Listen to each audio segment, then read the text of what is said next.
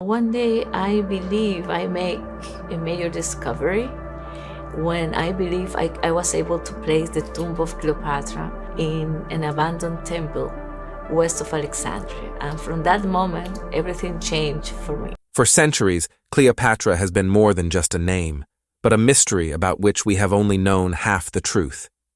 History tells us stories of her power, her beauty, and her political career. But one question has always remained unanswered. Who was she? What was her true lineage? Was she truly as we've been told? Or is the story far more complex? Now, for the first time, modern science has attempted to peel back this veil. DNA belonging to Cleopatra has reportedly been analyzed, and the clues revealed have shaken many long-held beliefs. It's not just a question of identity, but it seems her true battle may have been less with external enemies and more with her own biology. Some findings make us think that the story of the last pharaoh may not have been as simple as it's portrayed. That what was found in that DNA that has even historians uneasy. Before we discuss it in detail, please subscribe to our channel to watch similar research videos. A secret has lain dormant beneath the sands of Egypt for centuries. 2,000 years have passed, but the true tomb of the last pharaoh, Queen Cleopatra, remains a mystery to this day. Most historians assumed the mystery was lost forever. They believed Cleopatra lay buried beneath the modern streets of Alexandria, earthquakes and sea waves having erased her traces. But the story took a turn when one woman refused to accept this belief. Kathleen Martinez, formerly a criminal lawyer, looked at the case not as history, but as an unsolved case. For her, it wasn't a tale from ancient times, but a missing persons file. While others searched in Alexandria, and Martinez focused her attention on a crumbling temple 30 miles away, Taposiris Magna. In 2022, during excavations, something was discovered underground that shocked everyone. A tunnel cut through rock. This was no ordinary passage. Nearly 4,300 feet long, that's almost a mile, 6 feet high, submerged in mud and water, and leading straight to the Mediterranean Sea. Engineers call it a geometric marvel, its design reminiscent of the Eupalinos tunnel of ancient Greece. But now the real question begins. Why was such a long tunnel necessary, 40 feet below, within such a dangerous cliff? Traces of a submerged harbor found nearby suggest that this place wasn't just a temple. It must have been an important center. Martinez has a different view. He believes that Cleopatra wasn't just fleeing death, but rather wanted to escape the disgrace of Rome. And she didn't want Octavian to parade her around in chains. She wanted to be buried peacefully with her lover, Mark Antony, and immortalized as the goddess Isis. For this, she needed a place where no one could ever reach. Perhaps she hid herself where no one thought to look. Kathleen Martinez may have reached the doorstep of that sacred place. And even if the queen hasn't yet appeared, the clues she's uncovered are beginning to point to a deep and dark truth about her lineage. The Court of the Dead. While inside the temple, the team discovered something that truly struck them. There were 16 rock-cut tombs, and mummies buried within them. At first glance, it might have seemed like a typical burial site, but when the archaeologists looked closely at the faces, they noticed something strange. A faint glow in the darkness, of gold. And in the places where tongues should have been, small amulets made of gold foil were placed. In ancient Egypt, it was believed that after death, the soul had to plead its case before Osiris, the god of the underworld. In other words, it had to make its case. In this case, the golden tongue signified the power to speak to the gods. It was a symbol that supposedly allowed the deceased to speak clearly and effectively. But the biggest question arises here. Why were these people buried here? Why in this particular temple? Kathleen Martinez believes that these were no ordinary wealthy people. It's possible these were people very close to Cleopatra, her courtiers, her confidants.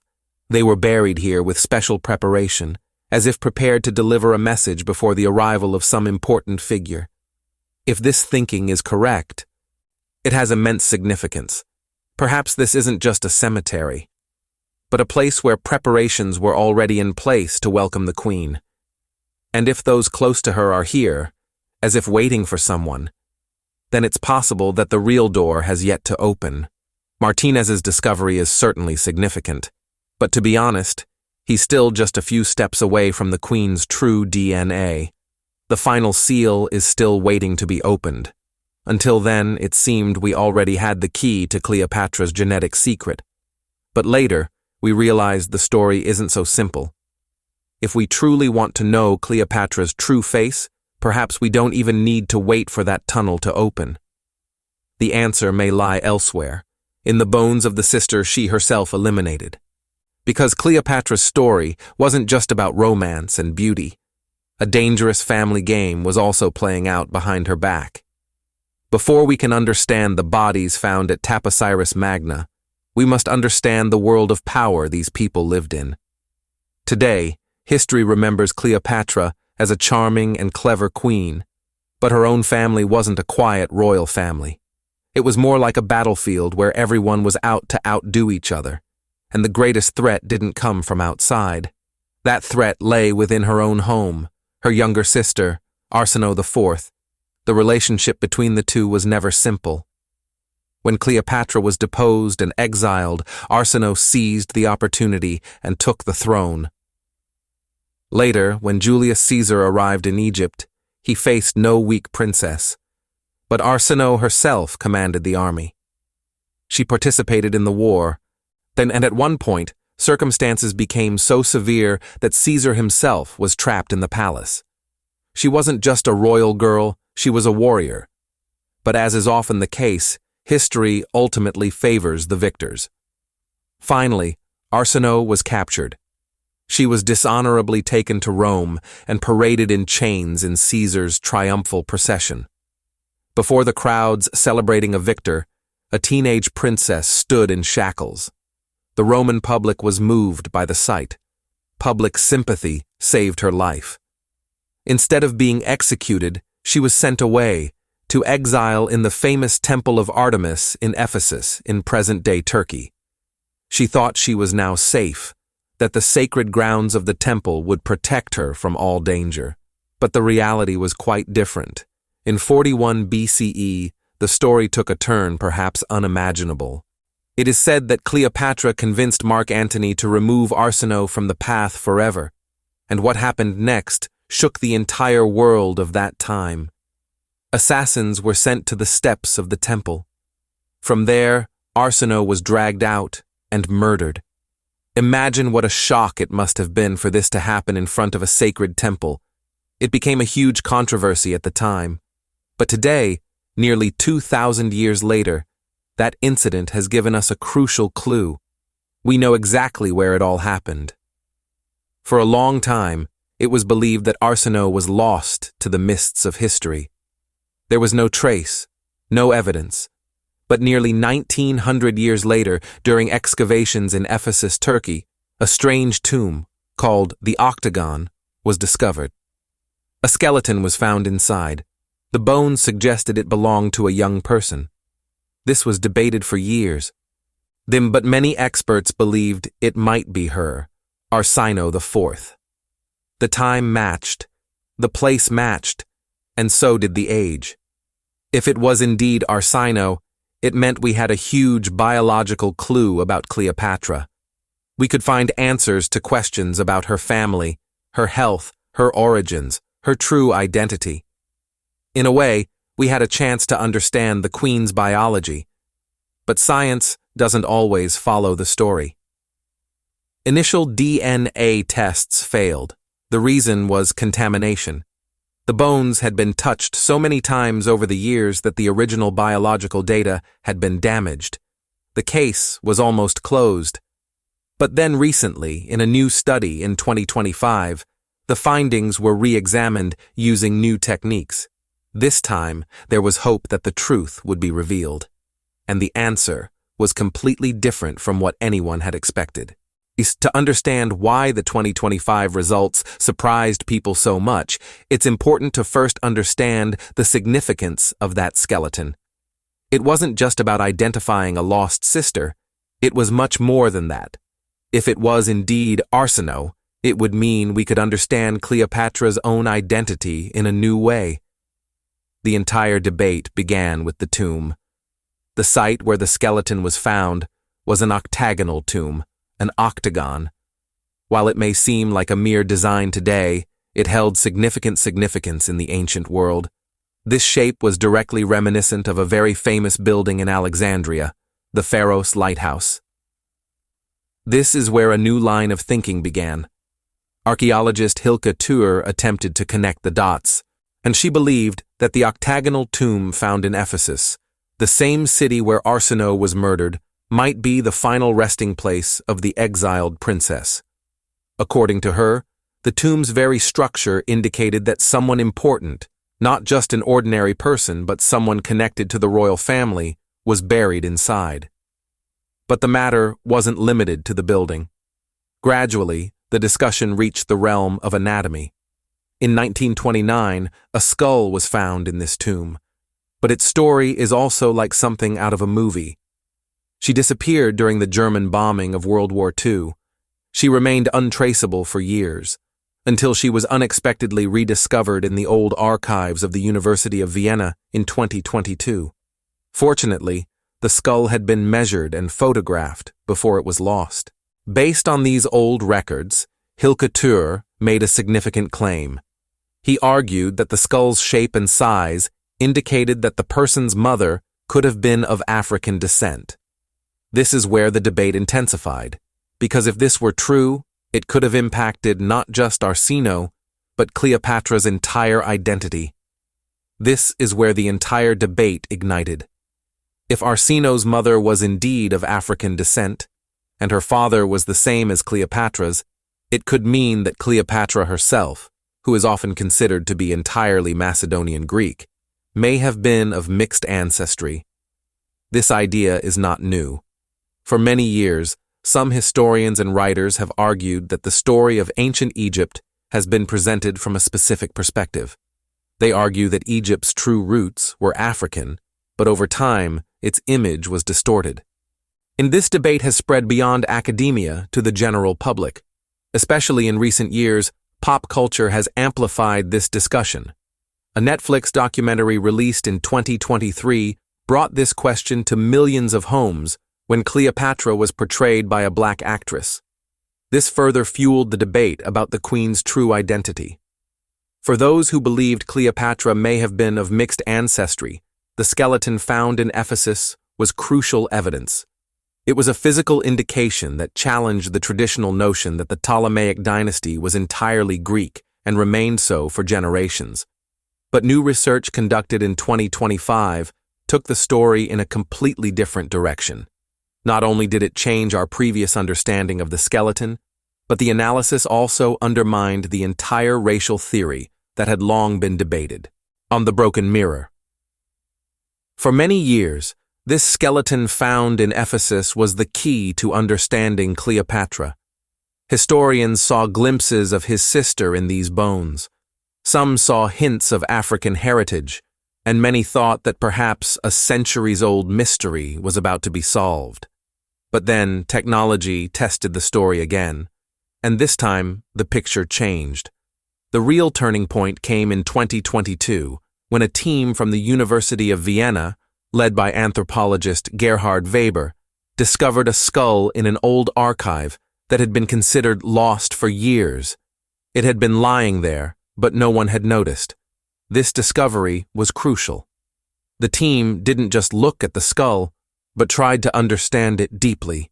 Using micro-CT scans, they created a very clear digital map of the bone structure. And they took a sample from the strongest part of the skull, the petrous temporal bone, because this part can preserve DNA for the longest time, even if the rest of the body has deteriorated.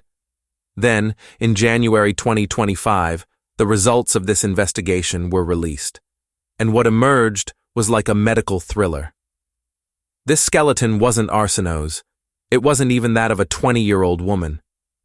DNA testing revealed a Y chromosome, meaning it was a male. Not only that, it was a teenage boy, probably between 11 and 14 years old, and his condition wasn't normal. Scans revealed serious developmental problems. His jaw wasn't properly developed. His skull was uneven and slightly curved. Experts believe he may have suffered from Treacher-Collins syndrome or something like severe rickets.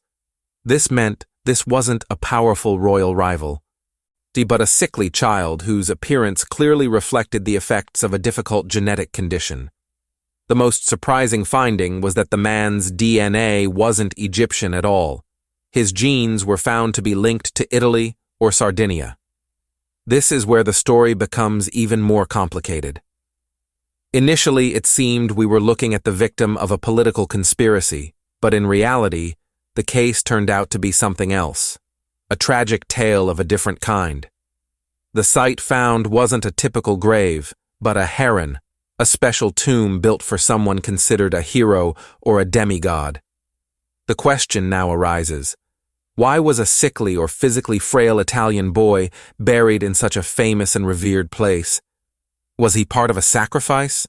Or was he a hidden royal child, with mixed Roman and Ptolemaic blood, whose identity needed to be concealed? And perhaps that's why he was honored, but buried far from his home. Whatever the truth, it became clear that considering this tomb as proof of Cleopatra's African origins was wrong. It was the result of poor science and imagination. Actual history brings us back to the same point. Cleopatra belonged to the Ptolemaic dynasty, and to understand her, it's more important to look not at her body, but at her family tree. We don't have her DNA, but we do know who her parents were, and this truth goes deeper than the debate on appearance. The boy from Ephesus may always remain a mystery, but what was going on in Alexandria was no secret. Marriage within the royal family was a common policy there, a practice known as pedigree collapse. While family branches typically expand over generations, Cleopatra's family tree shrank instead of growing, as if collapsing in on itself.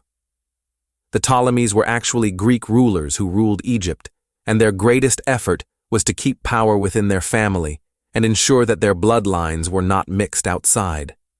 For this reason, they adopted the tradition of marrying within their own families, similar to the ancient Egyptian kings. It wasn't just cousins, sometimes even siblings married each other. Historians believe that Cleopatra's parents, Ptolemy XII and Cleopatra V, may have been siblings themselves. Even within her grandparents' generation, the relationship may have been uncle-niece or brother-sister. This means that the family remained closely related rather than expanding outward.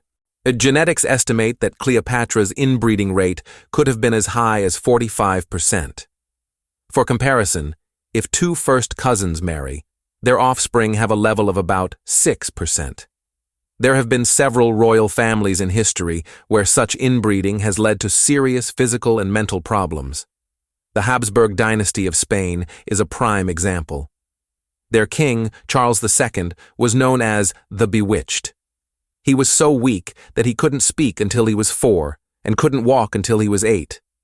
His jaw was so misshapen, medically called mandibular prognathism, that the upper and lower teeth didn't meet, forcing him to swallow everything he could chew. He suffered frequent seizures, found even simple conversation difficult, and was extremely weak. When he died at the age of 38, the autopsy report stated that he had very low blood pressure, a watery head, and a heart as small as a peppercorn. His inbreeding rate was around 25%, while Cleopatra's level was estimated to have been nearly twice that. Why does this happen? The answer lies in a scientific phenomenon called homozygosity. Normally, when a child is born, their DNA comes from both the mother and the father. A balance is formed between them. If the mother passes on a weak gene linked to a disease or impairment, the father's strong gene often covers it. This is the body's natural defense mechanism. But in Cleopatra's case, this balance was not established. Because her parents were closely related, The same genes and deficiencies were repeated over and over again. This meant there was no new or healthy genetic support to protect her. Normally, such inbreeding leads to physical weakness, mental problems, and a shortened lifespan, as seen with the boy from Ephesus. But herein lies a strange paradox. History reveals that Cleopatra was not weak or deformed. She was extremely intelligent, spoke several languages, influenced powerful leaders, and even led an army. So the question arises, was she a genetic miracle? Or have we never truly noticed the true signs of her struggle? To understand this, we have to look at her ancestors, specifically her great-grandfather, Ptolemy VIII. Because of his family history of incest, he was not only a great-grandfather, but also a genetically close relative. Ancient records indicate that he was in poor health. People called him Physcon, meaning bloated. It is said that his body was so heavy that his arms and legs could not support it, so he had to walk with support, and even his strange attire made people uncomfortable. If we pay attention to the details, it wasn't just about obesity. Ancient records also mention things like a swollen neck, bulging eyes, and difficulty breathing. Cleopatra's father, Ptolemy XII, known as the flute player, was also described as weak and mild-tempered. These don't just seem to be personality traits, but may also be physical signs. When modern medical historians examine the Ptolemaic family, they see a pattern of inherited metabolic problems, such as conditions affecting various organs, frequent obesity, and lethargy. Most interestingly, some of the symptoms are also similar to autoimmune thyroid disorders, like Graves' disease, which can cause bulging eyes and swelling of the neck. This disease isn't limited to appearance, but it can also alter the body's functioning, such as increased energy, rapid speech, reduced sleep, and a tendency to make high-risk decisions. Historians have always praised Cleopatra's tremendous energy, her ability to work long hours and remain constantly active. But some researchers now question whether this renowned energy wasn't simply a result of talent, but rather a trait linked to an underlying biological cause. If we look at the actual evidence we have, it starts with coins. Silver tetradrachms minted during Cleopatra's time depict her face, and these clearly reflect the family's distinctive features. Her nose was Ptolemaic, slightly hooked and strong, her chin protruded, and her neck appeared full. These do not depict delicate beauty but rather indicate a strong and enduring personality. However, there are also indications of some genetic problems in her family. It is believed that the Ptolemaic family had bone problems and structural weaknesses, which become common with excessive inbreeding. The question also arises as to whether the tendency to obesity, evident in Ptolemy VIII, also passed on to Cleopatra. Some experts believe that her short stature was not merely natural, but may have been the result of a biological process within the body. If she had a tendency toward obesity, her body may have been constantly fighting it, and a condition like a high metabolism or hyperthyroidism may have caused her to burn calories rapidly. This could be why she was able to maintain balance. Therefore, the debate continues. Was she a medically impaired individual or genetically abnormal? And the first theory suggests that Cleopatra was suffering the effects of her own royal family's frequent consanguineous marriages. This means that intermarriage within the family continued for generations, and this was bound to have an impact on her body. According to this theory, she may have escaped some major health problems, but was not completely immune. Interestingly, clues to this theory come not from a modern laboratory, but from the writings of an ancient historian, Plutarch. Plutarch didn't directly state that her growth was stunted, but he wrote two things that today's medical experts consider to be connected. First, the famous carpet anecdote. Movies often portray Cleopatra being brought before Caesar wrapped in a large carpet. But Plutarch's account tells a different story. She was actually hidden in a cloth bag, like a laundry bag, and a man, Apollodorus, carried her inside on his back. Now think about it. If a man could carry someone tied up like a sack on his back, she couldn't have been very heavy. That means she wasn't tall, warrior-like. She was probably quite short. Secondly, Plutarch clearly wrote that her beauty wasn't miraculous in itself. What attracted people was her voice, her manner, her personality, not her body.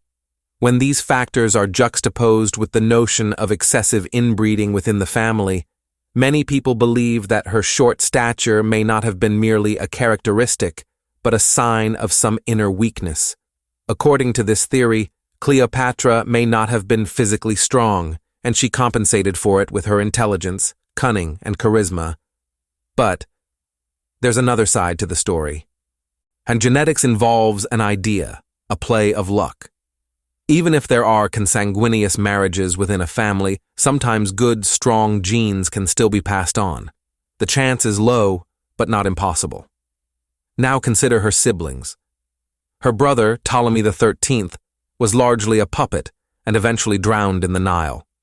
Their sister, Arsinoe, was captured and executed. A boy found in Ephesus, whom some link to the royal family, was physically unwell. Yet Cleopatra lived for nearly 39 years and gave birth to 4 children, a fact that demonstrates her full potential, a potential that is typically the first to suffer in such close family relationships. She also managed political and military situations.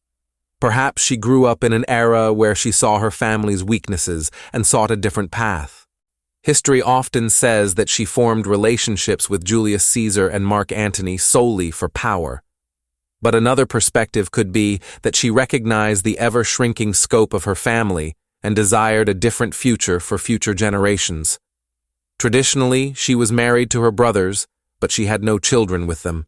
Instead, she had children with Caesar and Antony, men outside her immediate family. Some consider this a mere political alliance, while other historians speculate that she perhaps wanted to break her dynasty out of the vicious cycle her family had long been trapped in. If we consider Cleopatra not just as a beautiful queen, but as a woman who likely suffered from various physical ailments, a significant question arises. How was she able to live such a powerful life? With body aches, a racing heart, or sleeplessness, a person can barely perform even daily tasks, let alone run an empire. But perhaps her secret lay not in a crown or an army, but in her understanding and wisdom. Cleopatra not only understood politics, but also possessed a deep understanding of the properties of matter. The famous story of dissolving a pearl in vinegar and drinking it is often told as a sham, but in reality, it is a simple chemical process. This could also mean that she wasn't simply a queen immersed in luxury, but rather possessed a keen understanding of the effects and uses of materials. Imagine if she was struggling with a chronic family illness or joint pain, she might have been seeking relief. At that time, Egypt was not only a center of culture, but also of medicine and herbs. Therefore, substances like opium, considered the most powerful painkiller of the time, were available to alleviate pain. She may have relied on these means to conceal her physical weakness and appear strong in public life. If she suffered from anxiety, nervousness, or sleep problems, the special aromatic ingredients used in temples, like kaifi, may have served not only religious, but also therapeutic purposes. A ruler who appeared like a goddess on the outside, but was battling her own body from within. The search for her final resting place continues even today. If her tomb is ever found, it will not just be a part of history. It will also tell the story of a person who was perhaps a blend of both strength and weakness. Perhaps we will find there not a shining legend, but a struggling woman, one who faced the world with her mind and managed her body with her wisdom. And maybe that was her true strength. To see such interesting revelations in the video, subscribe to our channel now, so that you can be the first to know the truths and secrets related to history.